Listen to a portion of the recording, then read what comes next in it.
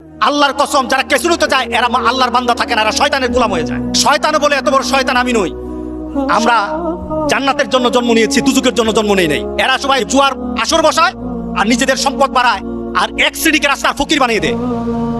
আজকে আমাদের মুসলমানদের দেশে, আজকে আমাদের বাংলাদেশে ঠিক ক্যান্সার ধরেই ফেলেছে। দেখা যায় না, দেখা যায় না ক্যান্সার। সেই ক্যান্সারের বর্তমান নাম হলো ক্যাসিনো। আপনারা জানেন না ক্যাসিনো?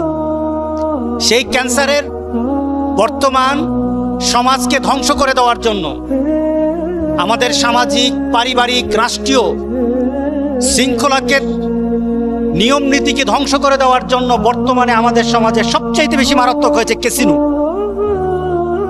আমি গত কয়েকদিন আগে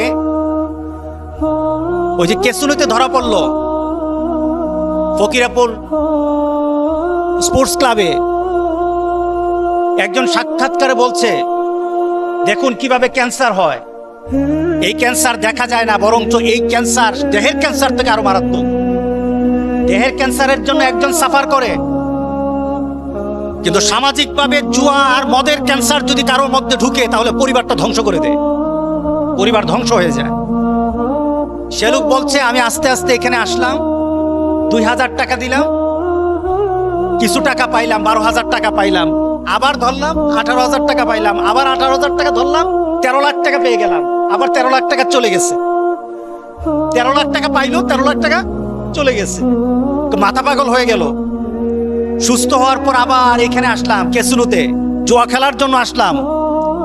আমার 42টা দোকান ছিল, 42টা দোকান বিক্রি করেছি। এরপর জুয়া খেলতে আসি, এরপর জুয়া খেলতে আসি। চিন্তা করেন, এই লোকটার 42টা দোকান ছিল, বিক্রি করে দিয়েছে, এরপর জুয়া খেলতে চায়। বলেন তো দেখি, এই 42টা দোকান বিক্রি করার কারণে ক্ষতিটা কি শুধু তার হয়েছে নাকি তার পরিবারের হয়েছে? পরিবারটা শেষ। এই বিপদ থেকে বাঁচতে হবে আমাদের। এই বিপদ সৃষ্টি করেছে আমাদের দেশের কিছু চরিত্রহীন, যারা শয়তানের আমল করে। কার আমল করে?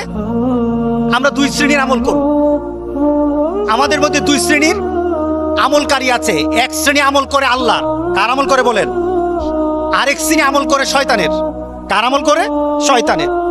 যে শয়তানের আমল করে সে হলো শয়তান, আর যে আল্লাহর আমল করে সে হলো আল্লাহর নেককার বান্দা, মুত্তাকিন। আল্লাহ সুবহানাহু ওয়া তাআলা আমাদেরকে জানিয়ে দিলেন যারা এই কাজগুলি করে তারা যে শয়তানের আমল করে। আল্লাহ সুবহানাহু ওয়া তাআলা সূরা মায়েদার 90 নং আয়াতে আল্লাহ বলছেন, ইয়া আইয়ুহাল্লাযীনা আমানু, ও ঈমানদাররা, ইন্নামাল খামরু ওয়াল মাইসির,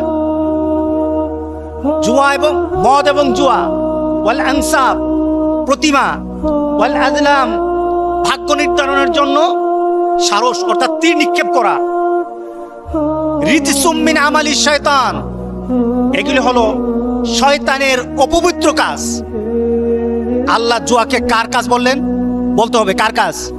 শয়তানের কাজ। মদকে কার কাজ বললেন? শয়তানের। ফাজতানিবু, যারা ঈমান দাবি করো, যারা মুমিন দাবি করো। আমরা মুমিন দাবি করি কিনা বলেন?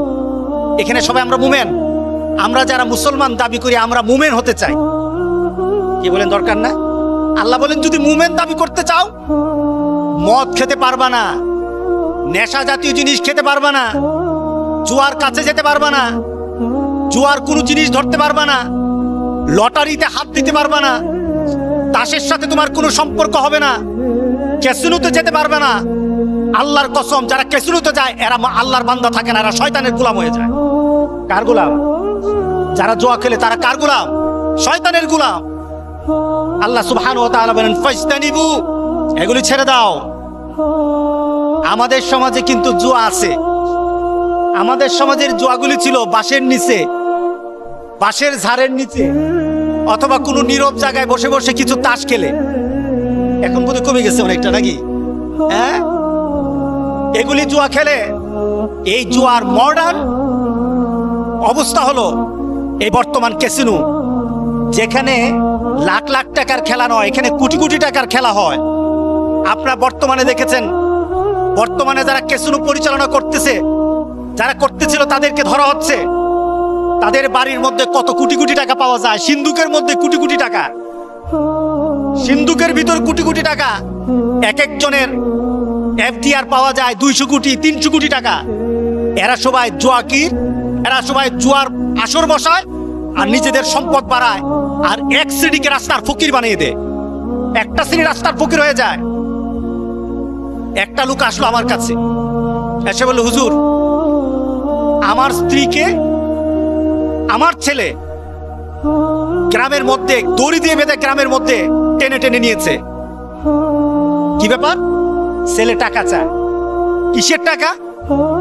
ছেলে মদ খায় না, নেশাও করে না, কিন্তু প্রতিদিন ছেলেকে যদি 3000 টাকা না দেওয়া হয়, ছেলে তার মায়ের গায়ে আঘাত করে, মাকে পিটায়, মাকে মার গায়ে আঘাত করে। কারণটা কি? ছেলে জুয়া খেলে। জুয়ার টাকা যদি না পায়, ছেলে তার মাকে, তার মার গায়ে আঘাত করে। বলেন তো দেখি, যে সন্তান মায়ের গায়ে আঘাত করে, এটা কি আর মুসলমানের বাচ্চা থাকে? এটা কি জান্নাতের যাওয়ার কোনো বাচ্চা হবে? এটা শয়তানও বলে এত বড় শয়তান আমি নই, শয়তানও তখন বলে এত বড় শয়তান আমি নই। আজকে আমাদের দেশে এই ক্যাসিনো চালিয়ে বাংলাদেশের মধ্যে জুয়ার আড্ডা। আমাদের কসবাবতী জুয়া নাই নাকি? নাই জুয়া? গত রমজানে আমাকে একজন পুলিশ অফিসার বলতেছে, হুজুর, কিছু সংখ্যক, সবাই তো তারাবির নামাজ পড়ে, আর কিছু সংখ্যক জুয়া যারা খেলে, তারা ঘরের মধ্যে দরজা বন্ধ করে তারা জুয়া খেলে, টুপি টুপি লাগে, আবার মাথায় টুপিও আছে। এই ধরনের অনেককে গত রমজানে ধরা হয়েছে। তার মানে আমি বললাম, টাকা কত ছিল? হুজুর, লাখ লাখ টাকা ছিল। লাখ লাখ টাকা ছিল। যেই পরিবারে জুয়া ঢুকেছে, ওই পরিবারটা ধ্বংস হওয়ার জন্য আর বাকি থাকে না। ওই পরিবার ধ্বংস হওয়ার জন্য বাকি থাকে না। আল্লাহ সুবহানাহু ওয়া তাআলা বলেন, ফাসতানিবু, জুয়া থেকে বাঁচতে হবে। কেউ যদি জুয়া করে, সে রাসূল পাক সাল্লাল্লাহু আলাইহি সাল্লাম তার জন্য বলতেছেন যে কেউ যদি জুয়ার সাথে, তাকে আল্লাহ ধ্বংস করে দিবেন, তাকে আল্লাহ ধ্বংস করে দিবেন। জুয়ার ক্ষেত্রে আমাদের নীতি নৈতিকতা ধ্বংসের পথে এখন প্রায়। বাংলাদেশে ক্যাসিনোগুলি ধরা হলো, স্পোর্টস ক্লাবগুলি থেকে। বাংলাদেশের স্পোর্টস ক্লাব আছে বাংলাদেশে, আবাহনী, মোহামেডান, মুক্তিযোদ্ধা, এরপরে ফকিরাপুর, এভাবে বিভিন্ন নামে স্পোর্টিং ক্লাবগুলি আছে। ওরা খেলাধুলা করে। কি খেলা? বাংলাদেশের সবাই জানে এরা ফুটবল খেলে, ক্রিকেট খেলে। এরা বাংলাদেশের এই খেলার পরিচয় নিয়ে তাদের একটা ক্লাব করেছে। তাদের অন্য কোনো খেলার উদ্দেশ্য নয়। কিন্তু বর্তমানে ফুটবল খেলা আর ক্রিকেট খেলার আড়ালে তারা কোটি কোটি টাকার ব্যবসা করছে। তারা কোটি কোটি টাকা, জনগণের, গরিব মানুষের কোটি কোটি টাকা। একটা লোক বলল সে সিএনজি চালায়। হুজুর আসছে, আইসা সেরা ইয়েতে বলতেছে, স্যার বলতেছে, পুলিশকে বলতেছে, স্যার 1000 টাকা পকেটে কামাই করে, এই 1000 টাকা দিয়ে আমি ক্যাসিনোতে ঢুকলাম, দেখলাম খাওয়া দাওয়া ফ্রি। এটাই তো শয়তানের প্রথম টু। ওই যে চাও ফ্রি, এটাই তো শয়তানের প্রথম প্রলোভন। খাওয়া ফ্রি, চাও ফ্রি। খাওয়ার কত হবে? 100 টাকার খানা, কিন্তু যাওয়ার সময় কিন্তু আপনি লাখ টাকা দিয়ে যান। যাওয়ার সময় কিন্তু আপনার পকেট খালি হয়ে যায়। এইভাবে নিঃস্ব করে দিচ্ছে পরিবারগুলো। সে বলল, আমি সিএনজি চালাই, কিন্তু আমি ক্যাসিনোতে না আসে আমি পারি না। নেশা ধরে গেছে, নেশা চলে আসছে। আর রাসূল পাক সাল্লাল্লাহু আলাইহি সাল্লাম বলেছেন, যেই জিনিসে নেশা আছে ওইটাই হারাম। যেই জিনিসে নেশা আছে ওইটাই হারাম। আপনার নেশা হতে পারে খাদ্যের মধ্যে, নেশা হতে পারে আপনার তাসের মধ্যে, নেশা হতে পারে আপনার জুয়ার মধ্যে। রাসূল পাক সাল্লাল্লাহু আলাইহি সাল্লাম সকল ধরনের নেশাকে হারাম করেছেন। কারণটা কি? একটা মোমেন যখন নেশাতে ঢুকে যায়, তখন সে আল্লাহকে ভুলে যায়, তখন তার ইবাদতকে ভুলে যায়, তখন তার নামাজ ভুলে যায়, তখন তার জিকির ভুলে যায়, তখন তার বাবাকে ভুলে যায়, তখন তার স্ত্রীকে ভুলে যায়, তখন তার নিজের কর্তব্যকে ভুলে যায়, তখন সে অমানুষ হয়ে যায়, একটা পশুর থেকে আরো খারাপ হয়ে যায়। ঠিক না? একটা পশুর থেকে খারাপ হয়ে যায়। যে লোকগুলি তাস খেলে, আল্লাহর কসম খেয়ে বলি, যেই হাতে তাস উঠে ওই হাতে আল্লাহর জান্নাতের কোনো নাজ নেয়ামত উঠবে না। যেই হাতে তাস উঠে আর যেই হাতে জুয়ার টাকা উঠে, ওই হাতের মধ্যে আল্লাহ সুবহানাহু ওয়া তাআলা জান্নাতের কোনো নাজ নেয়ামত দিবে না। মনে রাখতে হবে মুসলমান, আমরা জান্নাতের জন্য জন্ম নিয়েছি, দুজকের জন্য জন্ম নেই নাই। কি বলেন? আমরা কি দুজকে যাব? জুয়াখুর, মদখুর, ওই যে আছে নাকি সম্রাট, নাম হয়েছে সম্রাট, আটা জে কে শামীম, এটাকে দেখলে মনে হয় এটাকে দেখলেই মনে হয় এটা বোধহয় এই কাপড় ছাড়া পাগলের একটা চেহারা, যেমন পাগলের চেহারার মতো ডিজেবল মনে হয়। কোটি কোটি টাকা তার, সে নাকি তার অফিসে গেলে রাস্তাঘাটে তার খালি করে দেওয়া লাগতো। কত পাওয়ার তার, কত ক্ষমতা তার, অর্থের কারণে, জুয়ার কারণে তার কত ক্ষমতা বেড়ে গেছে।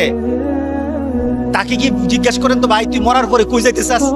ওরে জিজ্ঞেস করেন, সম্রাটকে জিজ্ঞেস করেন। ওই যে আরেকটাকে ধরা পড়ছে কি জানে, ওকে কি জিজ্ঞাসা করেন যাদেরকে ধরা হয়েছে, তোরা কোথায় যাবি? তারা বলে না, আমরা তো মরার পরে জান্নাত যেতে চাই, মরার পরে দরকার হলে খতম পড়াম, চেহালাম করব, এরপরে দরকার হলে 40 করব, যত আছে সব করব, তবু জান্নাতে যেতে চাই। কথা ঠিক না? আচ্ছা বললেন, জান্নাত কি আমার নিয়মে হবে নাকি আল্লাহর নিয়মে হবে? জান্নাত কি আমার চিন্তাতে হবে নাকি আল্লাহর চিন্তাধারায় হবে? মুহাম্মদুর রাসূলুল্লাহ সাল্লাল্লাহু আলাইহি সাল্লামের নিয়মের বাইরে চলে কোনো ব্যক্তি জান্নাতে যেতে পারবে না। আপনি যদি হিন্দু হন, আপনি হিন্দুয়ানি চিন্তা নিয়ে চলেন। আপনি যদি খ্রিস্টান হন, খ্রিস্টানের নিয়মে চলেন। কিন্তু এই কথা বলা কোন মুসলমান বলতে পারবে না, এই কথা বলতে পারবে না যে তাস খেলা দিয়ে আমাদের সন্তানগুলিকে আমরা বড় কোনো পাপ থেকে ছোটর দিকে নিয়ে আসি। বড় কোনো পাপ করবে না তাস খেললে। বড় পাপ করবে না মানে কি? যে একটা ছেলে যদি জুয়ার মধ্যে বসে থাকে, তাসের মধ্যে বসে থাকে, যে চিন্তাই করবে না, নারী দর্শন করবে না, এর জন্য আমরা জুয়ার মধ্যে বসায় রাখি। আচ্ছা বলেন তো দেখি, কোনো খারাপ ছেলেকে ভালো করার জন্য, জুয়া থেকে বাঁচানোর জন্য তাস দেওয়া লাগবে নাকি আল্লাহ রাসূলের নিয়ম তার মাথার মধ্যে ঢুকাই দেওয়া দরকার? বলেন কি দেওয়া দরকার? আজকে আমাদের সমাজের অনেক সমাজপতিরা বলে যে আজকে যদি ক্লাবের ছেলেগুলিকে তাসের বান্ডেল দেওয়া হয়, যদি তাসের বান্ডেল তাদেরকে যদি দেওয়া হয়, তাহলে তারা চিন্তাই করবে না, তারা রাহাজানি করবে না, তারা মানুষের উপর অত্যাচার করবে না। আর ইসলাম বলে কোন ছেলে যদি খারাপ কাজ করে, তাকে আল্লাহ এবং রাসূলের চিন্তাধারা তার মাথার মধ্যে দেয়া দাও, সে জান্নাতে ঢুকে যাবে। কথা ঠিক আছে কিনা বলেন? পার্থক্য কতটুকু আমাদের চিন্তার, আমাদের যারা সমাজকে পরিচালনা করে তাদের সঠিক চিন্তা আমাদের আনতে হবে। আজকে কেসুলু দিয়ে আজকে জুয়া দিয়ে আমাদের সমাজটাকে ধ্বংস করার পথে চলে আসছে। আবার কথা শুনতেছি যে কেসুলু এটা বৈধ ছিল না, এটাকে কিভাবে বৈধ করা যায়, এইভাবে একটা নীতি নিয়ে আসতে হবে। আল্লাহর কসম খেয়ে বলি, যদি আমাদের সমাজে অবৈধ হারাম জিনিসটাকে, যে হারামটা করেছেন আল্লাহ, হারাম করছে কে? বলেন কে হারাম করছে জুয়াকে? এটাকে যদি বৈধ করা হয়, তা আল্লাহর গজব নেমে আসবে আমাদের দেশে, আল্লাহর গজব নেমে আসবে আমাদের দেশে। মুসলমান, আজকে জুমার দিন সবাই তো নামাজ পড়ে, ওই নামাজের মধ্যে মদখুরও আছে, আবার জান্নাতীও আছে। ওই নামাজের মধ্যে, মসজিদগুলির মধ্যে জুয়া খেলার মধ্যে যারা নিজেদের অর্থ হারিয়েছে, জুয়া ছাড়া বাড়তে পারে না, এমন মানুষও কিন্তু আজকে নামাজ পড়বে, করবে না? তোমার নামাজ কাজ হবে না, তোমার জুয়ার কারণে তোমার নামাজ কাজ হবে না। কারণ আল্লাহ সুবহানাহু ওয়া তাআলা বলেছেন এটা হলো শয়তানের আমল, যারা জুয়া করে তারা হলো শয়তানের আমল, আর শয়তানের আমল যারা করে তারা আল্লাহর আমল করতে পারবে না। আজকে আমরা সিদ্ধান্ত নেব, আমাদের সমাজে এই ধরনের পরিবেশ যদি হয়, জুয়া আমাদের সমাজে আছে কিনা বলেন তো দেখি, আছে কিনা? আমাদের সমাজের ছেলেরা জুয়া খেলে না? দেখবেন আপনার বাড়ির পাশেই জুয়াওয়ালা আছে, জুয়া খেলার মতো ছেলে পেলে আছে, আপনার পরিবারের মধ্যে, আপনার গ্রামের মধ্যে মদখুর আছে। কেন আমরা বলতে পারি না? কেন কথা বলতে পারি না? কেন আমাদের হিম্মত হয় না? হিম্মত হয় না একটা কারণে, জুয়াগির আর মদখুররা সমাজের মধ্যে এমন সন্ত্রাস করে, যে সন্ত্রাসের ভয়ে যারা ভালো মানুষ তারা কথা বলে না। তবে আমি বলে দেই, যদি ভালো মানুষরা মুখ বন্ধ করে থাকে, কাল হাসুরের দিন আল্লাহর কাছে বুবা শয়তান হয়ে দাঁড়াতে হবে। কি শয়তান হবেন? যদি মদখুর আর জুয়াখুরের বিরুদ্ধে কথা না বলা হয়, তাহলে আল্লাহ সুবহানাহু ওয়া তাআলা কাল হাসুরের দিন তাকে বুবা শয়তান করে উঠাবেন। আমরা বসে থাকতে রাজি না। কোন জুয়ার আড্ডা যদি কোথায় বসে, এটা আমার গ্রামে হোক, আপনাদের গ্রামে হোক, যদি কোথাও জুয়ার আড্ডা বসে, এই আড্ডার বিরুদ্ধে কথা বলা দরকার আছে কিনা বলেন? দরকার আছে কিনা বলেন? এটা আমাদের দরকার। যদি না বলি, তাহলে আমাদের ঈমান কিন্তু থাকবে না, আমাদের ঈমান কিন্তু থাকবে না। আমরা কিন্তু বুবা শয়তান হয়ে কবরে যাব। আল্লাহ আমাদের সবাইকে একটা সুন্দর একটা সমাজ দেওয়ার জন্য, সুন্দর একটা সমাজ সৃষ্টির জন্য আমরা যেন আল্লাহ এবং রাসূলের নীতিকে প্রাধান্য দিয়ে মানুষকে বুঝাতে পারি, আল্লাহ যেন এমন তৌফিক সবাইকে দান করে দেন। আল্লাহুম্মা আমিন।